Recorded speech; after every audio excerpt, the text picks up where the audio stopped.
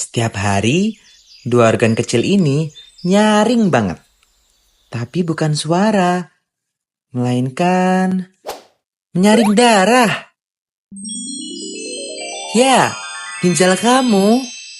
Eits, hai. Sebelum kita lanjut, kita kenalan dulu yuk. Nah, jadi hari ini akan dampingi oleh aku sendiri Arman bersama rekan-rekanku Kak Rizka, Kak Septi, Kak Sabita, dan juga Kak Yola dan Kak Yumna.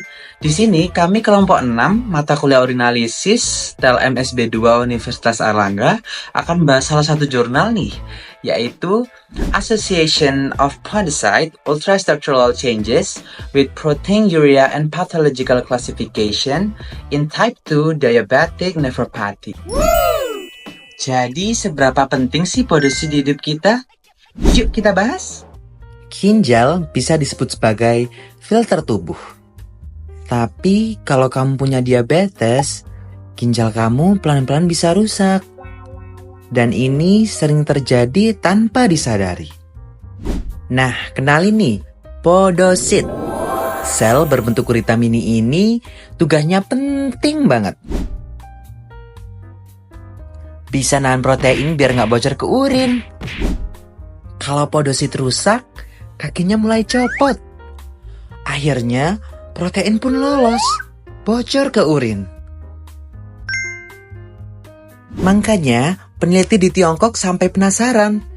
Dia pakai mikroskop yang super gede buat lihat podosit ini lebih detail. Hasilnya, semakin banyak protein bocor, semakin lebar kaki podosit juga. Dan makin banyak yang copot. Dan kerusakan ini cocok banget sama tingkat parahnya penyakit ginjal. Dari kelas 1 sampai yang parah banget, kelas 4. Artinya, cukup lihat podosit, dokter bisa tahu seberapa bahaya ginjal kamu. Dan ingat, podosit itu nggak bisa regenerasi. Kalau hilang, ya udah, nggak bisa balik lagi. Makanya, kalau diabetes, jaga gula darahmu baik-baik ya. Terus gimana sih cara ilmuwan ngeceknya? Kok bisa sampai sedetail itu? Yuk kita masuk ke metode penelitiannya. Jadi, penelitian ini tuh ngelibatin 110 pasien penderita nefropati diabetik tipe 2 yang terkonfirmasi melalui biopsi dari tahun 2017 sampai tahun 2022 di Peking University First Hospital dan juga melibatkan 6 subjek kontrol normal yang melakukan donor ginjal. Nah, 110 pasien tadi dikategorikan menjadi 3, ada M. microalbuminuria, O. overproteinuria, dan N. nephrotic proteinuria.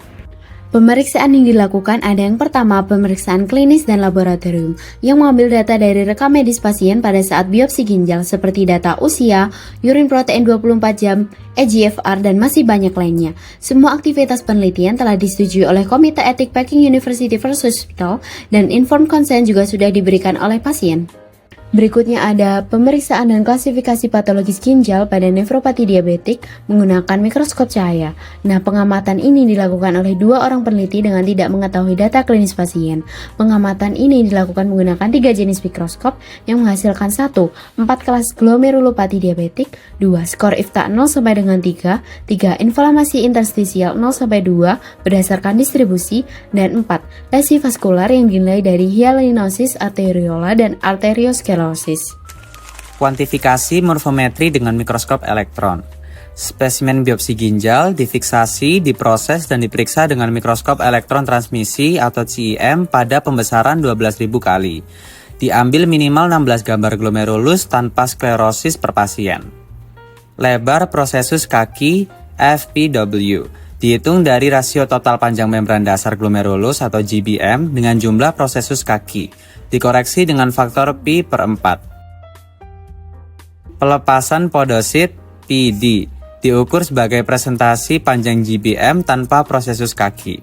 Semua pengukuran dilakukan oleh satu pengamat yang tidak mengetahui data klinis pasien. Analisis statistik.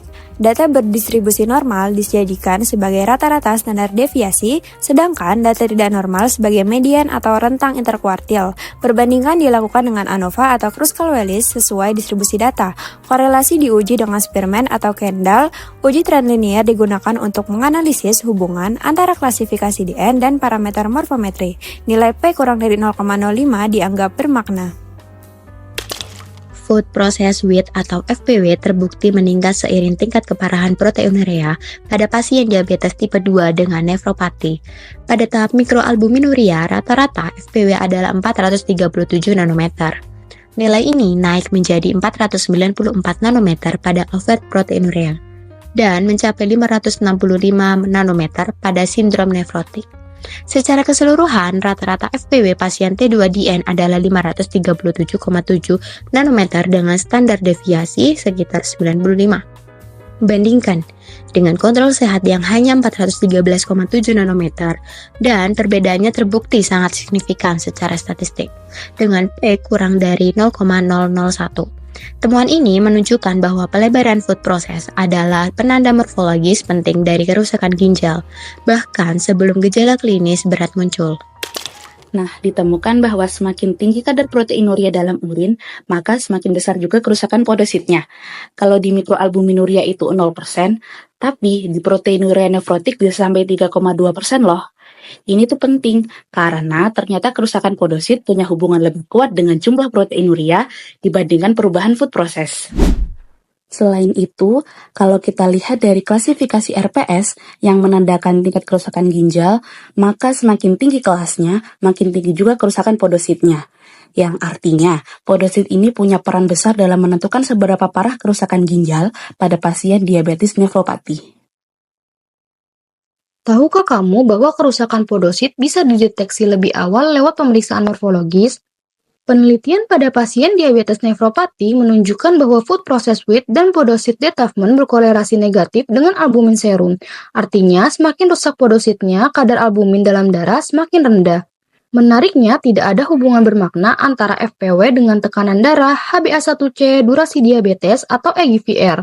Namun, ada korelasi yang cukup antara FPW dan PD, dengan nilai R 0,282 menunjukkan bahwa keduanya saling terkait sebagai indikator kerusakan podosit. Lewat analisis ROC, didapat bahwa ambang batas FPW 506 nanometer bisa membedakan proteinuria nefrotik dan non-nefrotik dengan sensitivitas 75,3% dan spesifitas 75,8%. AUC-nya 0,781, artinya akurasinya tergolong sedang hingga baik. Kerusakan podosit pada pasien diabetes ternyata dimulai sejak tahap paling awal, bahkan sebelum proteinuria berat muncul, khususnya pada kelas 1 dan 2A. Inilah mengapa food processed wheat dan podosit detachment sangat potensial sebagai indikator dini untuk mendeteksi dan memantau progresi penyakit ginjal diabetik. Dengan bantuan transmission elektron mikroskopi, kita bisa mengevaluasi perubahan morfologis podosit secara akurat dalam praktek klinis. Nah, setelah tadi sudah dijelaskan mengenai hasil dari penelitian tersebut, maka dapat disimpulkan bahwa pelebaran kayu podosit atau FPW dan pelepasan podosit dari membran basal glomerulus atau PD pada pasien nefropati diabetik tipe 2 memiliki korelasi yang signifikan terhadap tingkat proteinuria. Bahkan perubahan FPW dan PD tersebut sudah terjadi sejak tahap awal penyakit, dan PD menunjukkan hubungan yang lebih kuat dibandingkan dengan FPW. Dengan demikian, penelitian ini memberikan bukti morfologis mendetail bahwa kerusakan podosit berperan penting dalam proses terjadinya penyakit nefropati diabetik. Nah, seru dan informatif banget kan penjelasan dari kakak-kakak tadi? Semoga dengan menonton video kami tadi, kalian dapat mengerti ya, apa sih peran podosit itu. Kami harap video ini dapat bermanfaat bagi kalian. Dadah!